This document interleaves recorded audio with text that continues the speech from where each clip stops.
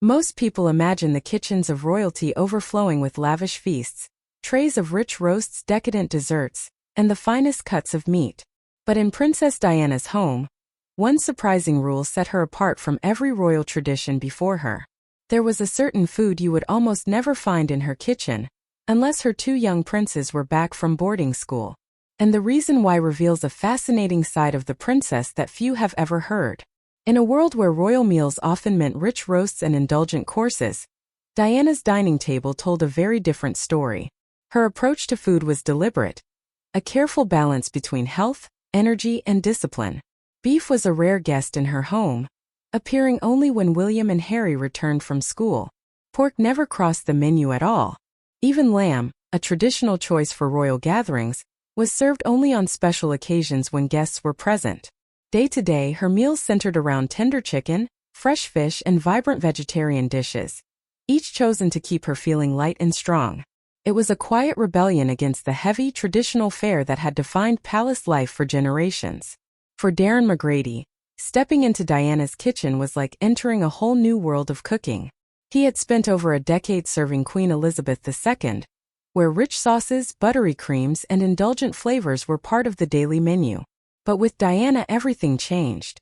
She wanted lighter meals, fresher ingredients, and recipes stripped of unnecessary fats. It wasn't just a shift in flavors, it was a complete change in philosophy. Darren had to rethink his approach, trading grandeur for simplicity, and learning to craft dishes that were both elegant and wholesome. In Diana's home, food wasn't about showing off. It was about feeling good. Diana's approach to healthy eating was as disciplined as it was personal. She had a simple rule for her chef: remove all the fats and she'd take care of the carbs herself at the gym. It was a partnership between kitchen and lifestyle, one that kept her feeling strong and in control. Even her favorite treats weren't exempt. She adored tomato mousse, but she'd insist on a fat-free version, turning a traditionally indulgent dish into something light and guilt-free. For her, healthy eating wasn't a trend or a passing phase. It was a way of life, woven into every choice she made at the table. While Diana held herself to a strict standard, everything changed the moment William and Harry walked through the door. The health-conscious princess became a doting mother who wanted her boys to feel spoiled and loved. The kitchen, usually filled with light, wholesome meals, transformed into a haven of comfort food. Chocolate appeared without question. Favorite dishes were prepared without hesitation. For Diana, these moments weren't about rules or nutrition charts.